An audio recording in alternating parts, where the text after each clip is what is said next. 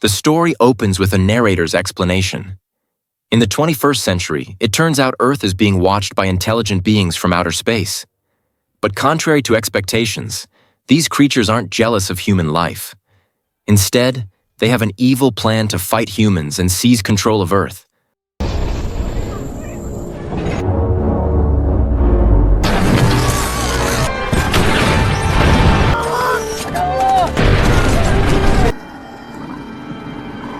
The scene then shifts to a man named Ray Ferrier.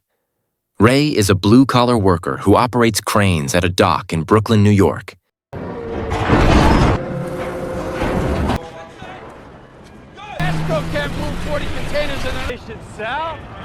Currently, he's divorced from his wife, Mary Ann. They have 2 kids together, Rachel and Robbie. One day, when Ray gets to his house, Mary is already there with her new boyfriend, Tim. They came to drop off Rachel and Robbie because Mary and Tim planned to visit Mary's parents in Boston. Get a hug?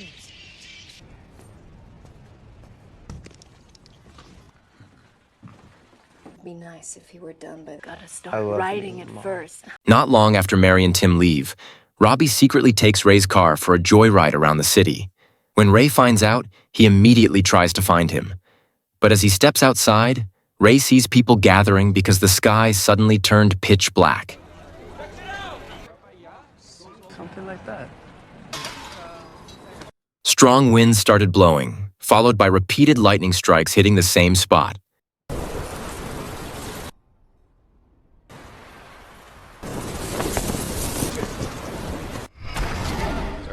This caused a city-wide power outage. Feeling the situation was getting unsafe, Ray told Rachel to stay inside the house, while he went into the city to look for Robbie. Ray finally finds Robbie on the street. Robbie admits that his car's engine suddenly died and won't start. Ray tells him to go home immediately to watch over Rachel, while Ray himself tries to figure out what's really going on.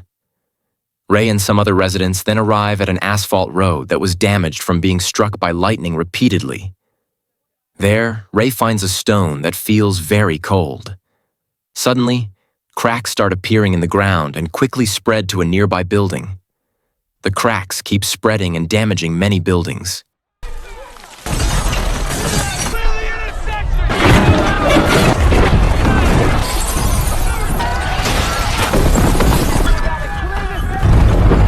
In a matter of seconds, a huge hole forms. What's more shocking is that a giant mechanical creature with many legs emerges from within the hole.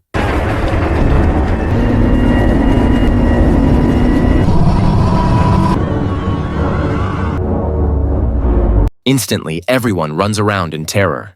The creature starts firing lasers and attacking anyone in its path. In a flash, the whole street is destroyed.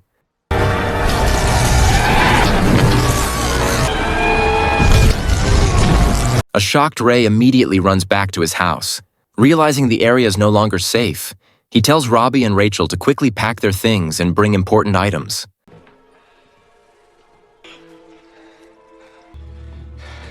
Refrigerator in the cupboard and put it in. Another minute. Ray then takes his 2 kids and gets into the recently repaired car to escape the city. My chops here. I got to shop the. Or get out of the.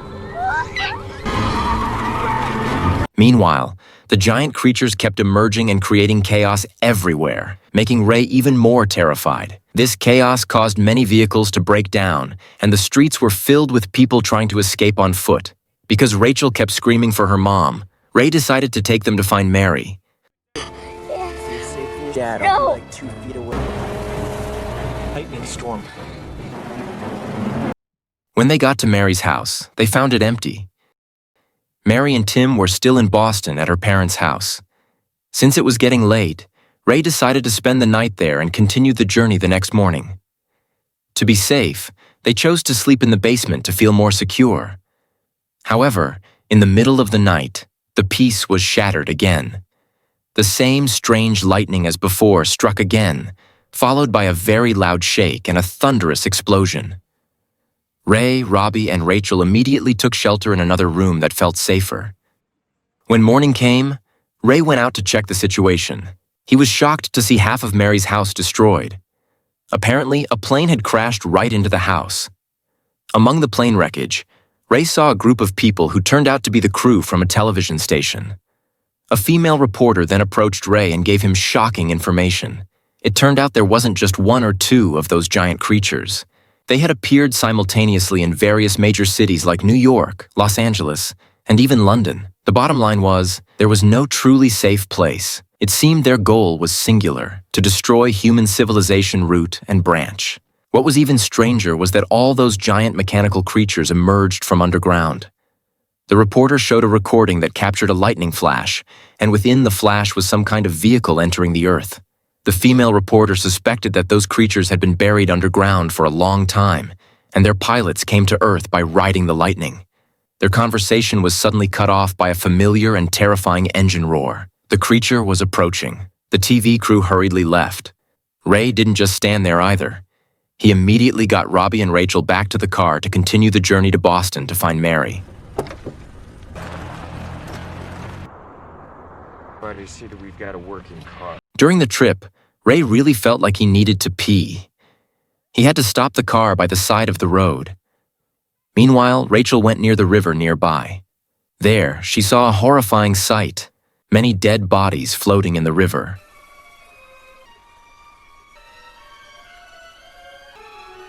Ray, who realized what was happening, immediately came and carried Rachel away from that place. Coincidentally, a group of military troops passed by.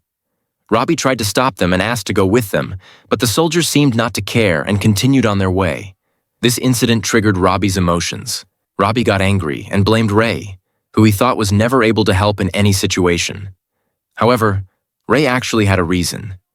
He thought it was impossible for them to go with the military, who would be fighting the aliens when they needed to keep Rachel safe. Dump us on her! Finally, the three of them continued their long journey. After hours of driving, they finally arrived at a harbor filled with people trying to save themselves. Because Ray's car was the only one that was still working, the crowd immediately swarmed their car and forced their way in, demanding a ride. The situation quickly became chaotic. Some people started taking extreme action by damaging the car.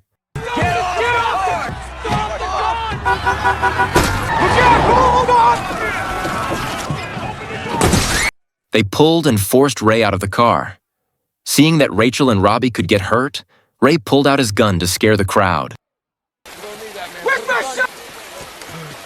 But a man threatened Ray back with his own weapon. They finally reached a deal. Ray would hand over the car as long as he and his two kids were allowed to leave safely. But the chaos wasn't over. Someone picked up Ray's dropped gun and shot the man who was driving the car.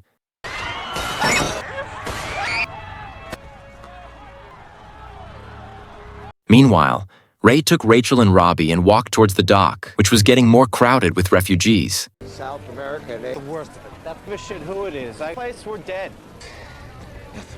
While queuing to board a ferry, Ray met a co-worker who asked how he was. Suddenly, Rachel saw the trees across the water moving.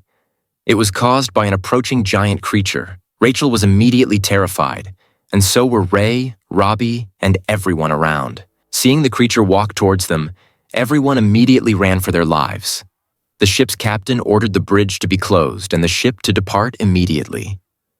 In the chaos, Ray was separated from his co-worker. Robbie helped people who were left behind.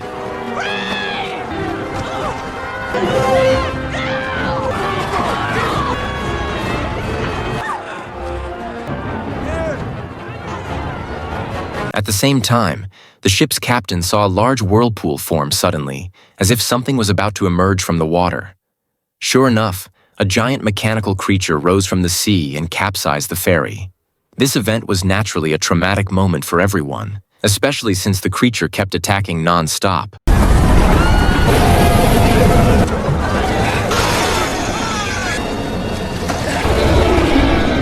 However, Ray, Rachel, and Robbie managed to reach the shore safely.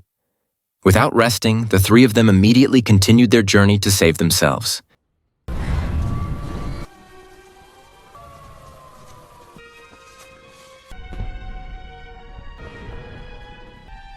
Robbie, slow down. Not long after, they encountered a group of soldiers preparing a counterattack against the alien creatures. Robbie, feeling he wanted to be a hero, immediately intended to join the military. Ray, of course, stopped his son's plan, thinking it was too dangerous. But Robbie insisted and stood his ground.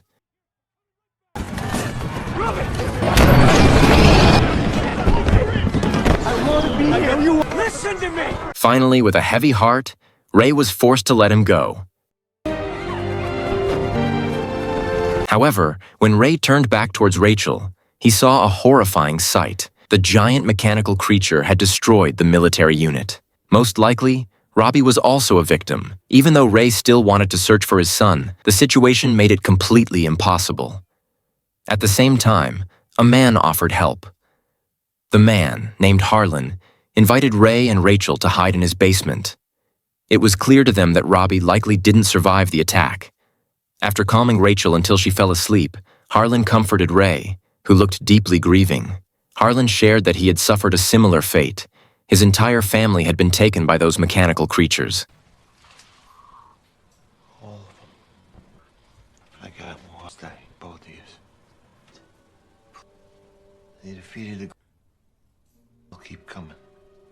Suddenly, a powerful shake hit their hiding place. Harlan immediately urged Ray to fight back against the aliens. Oh, they killed a few of these things. Do this, Ray. We'll be the ones coming up. But Ray refused, because he just wanted to stay by Rachel's side and protect her. Shortly after, the mechanical creature inserted its long probe into their hiding space. The three of them immediately froze and hid. Luckily, a mouse appeared and drew the probe's attention. Unlike Ray, who chose to keep hiding, Harlan intended to attack the creature with his axe. Ray quickly prevented this risky move. This disagreement caused their voices to rise. Their argument accidentally drew the alien probe's attention again. Quickly, Ray grabbed a mirror and used it to hide, so the probe only saw the reflection of itself in the mirror.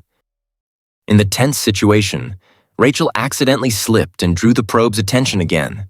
But when it investigated, the probe only found Rachel's shoe. Meanwhile, Ray, Rachel, and Harlan had hidden on the other side. After the probe left, several alien figures appeared through a crack in the house. These turned out to be the curious true forms of the aliens. The three of them kept trying to avoid being seen by the creatures. Seeing this chance, Harlan got ready again with his rifle to take a shot. But Ray stopped him again. Ray understood that even if they managed to kill one alien, the others would surely retaliate and kill them.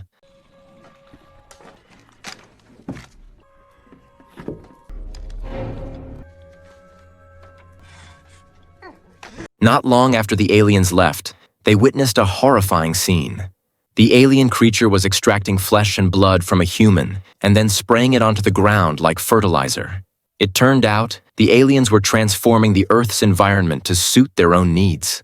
Seeing this terrifying thing, Harlan's courage immediately vanished. He became panicked and uncontrollable, starting to dig wildly into the ground to make a hiding hole. Worried that the sound of Harlan's madness would attract the aliens, Ray quickly covered Rachel's eyes and told her to cover her ears. With a heavy heart, Ray locked Harlan in a separate room to prevent him from endangering them all.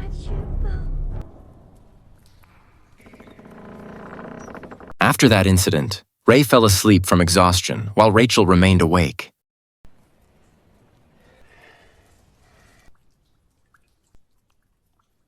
Suddenly, an alien probe appeared right in front of Rachel, making her scream in fear. Ray woke up and immediately hit the probe with an axe. After successfully disabling the probe, Ray realized Rachel was gone.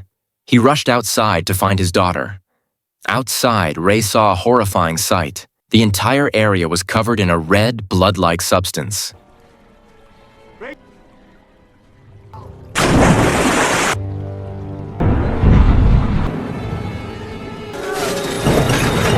Then Ray saw Rachel being captured by the giant creature. Quickly, Ray found a military vehicle containing grenades. He took them and threw a grenade at the creature, but as a result, Ray himself got captured. Ray was put into a cage with other captives, including Rachel. Unfortunately, Rachel seemed to be in shock and could only stay silent. One of the captives was then taken to be used as fertilizer. When it was Ray's turn to be taken, the other captives, who were soldiers, saved him by pulling him back into the cage. During this process, Ray managed to leave a grenade inside the creature's body. The grenade exploded and destroyed the giant creature, freeing all the cages. Luckily, the cage holding Ray and Rachel landed safely in a tree. Ray and Rachel then joined a crowd heading to Boston. On the way, Ray saw the alien creature staggering. Upon closer look, birds were flying freely around it, a sign that its protective shield was gone. What happened here? I don't know. Ray immediately told the military forces to attack. The military launched a rocket assault. The alien creatures began to fall one by one and released all their captives. When the citizens opened the mechanical body of an alien, they found the alien creature inside, which immediately dried up upon contact with the air. Ray carried Rachel and walked towards Mary's parents' house in Boston.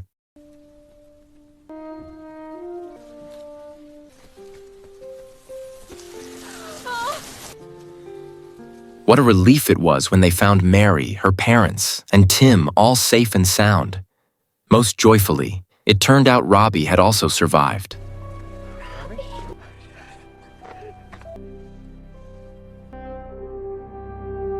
Wisdom put upon this earth.